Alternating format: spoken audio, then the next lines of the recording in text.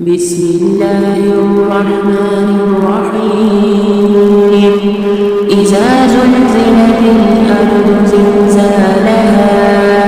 وأخرجت الأرض أثقالها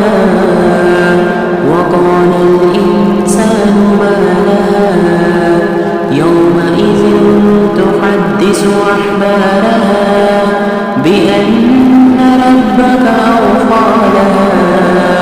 يومئذ يصدر الناس أشتاتا ليروا أعمالهم فمن يعمل مثقال ذرة خيرا يره ومن يعمل مثقال ذرة شرا